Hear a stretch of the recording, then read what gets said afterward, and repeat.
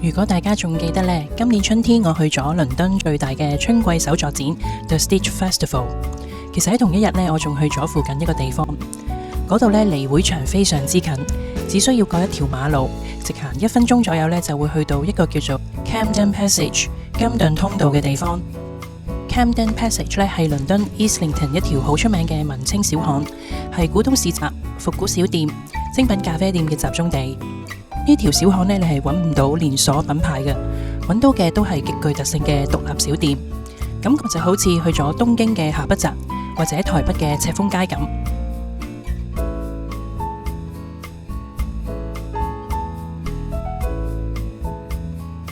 睇下幾多古董迷喺度尋寶，呢個古董市集都幾出名㗎，佢哋專門呢售賣精緻嘅維多利亞時期銀器、珠寶首飾、手錶等等。不過注意佢哋嘅營業時間，因為佢哋唔係日日都開㗎。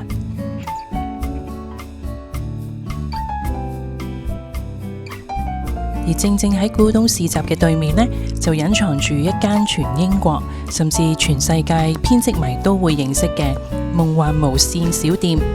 Loop。Loop 嘅面積唔算大，總共有2層，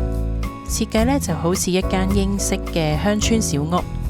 簡單嘅白色牆配木質地板，陽光透過大櫥窗灑落嚟，四周都擺滿5顏6色嘅無線，好舒服，好治癒。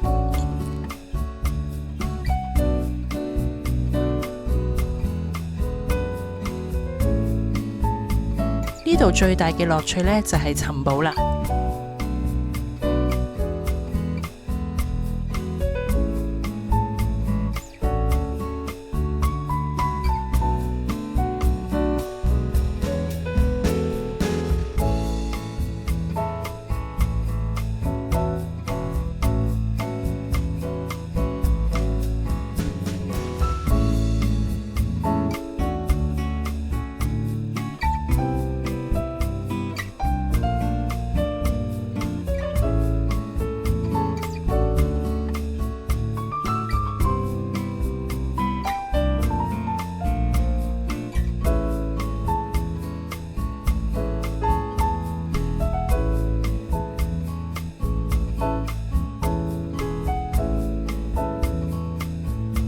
睇到呢度，可能你會發現 Loop 同一般嘅無線店真係幾唔同。首先係價錢，好多欄呢一般都要20至35磅一球㗎。但如果你知道創辦人嘅開店理念同定位呢，你就會明白晒啦。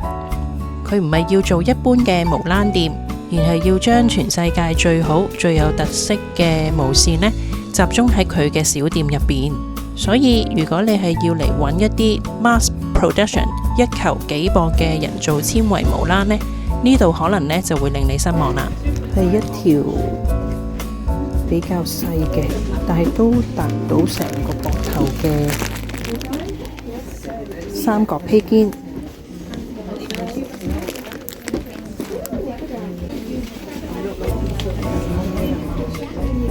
咁呢隻都係 cashmere 嘅 lace yarn。佢哋絕大部分嘅無線呢都係天然纖維嚟嘅，即係動物纖維同植物纖維。如果你唔清楚咩係天然纖維呢，歡迎睇返我之前製作嘅飾理條毛系列，了解返多啲唔同無線嘅分別、特色同佢哋嘅用途。我哋再上樓上睇睇，如果你中意嘅線材係天然纖維，好似 Merino、Alpaca、Mohair、Cashmere 等等呢，你嚟到呢就會好開心啦，因為呢你會有種我終於都揾到知音人嘅感覺，而且呢仲有好多牌子，顏色俾你選擇。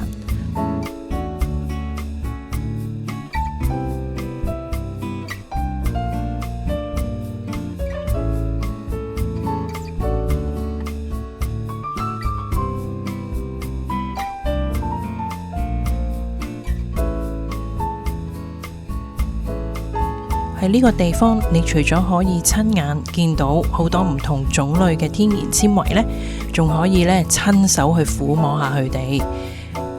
如果你之前未摸過，可能會俾呢一啲咁高質嘅羊毛啦，摸上手軟綿綿嘅感覺衝擊到。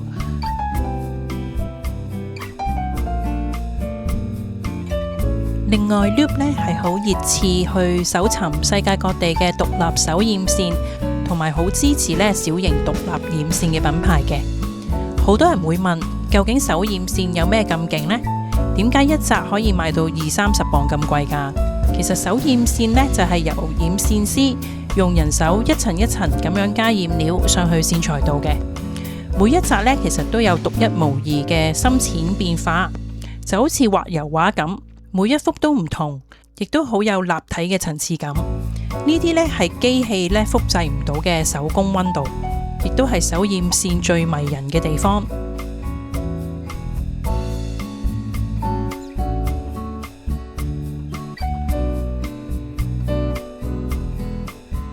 今次呢行完 Loop 呢，俾我最大嘅感受就係呢，我覺得呢自己唔係去咗一間無蘭店，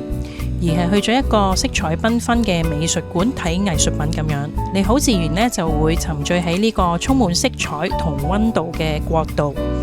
特別係喺而家 AI 咁盛行嘅世界，幾秒鐘可以生成一幅圖，用人手慢慢染出嚟嘅每一條線或者織出嚟嘅編織物，反而呢會令人更加感受到手作嘅真正嘅價值。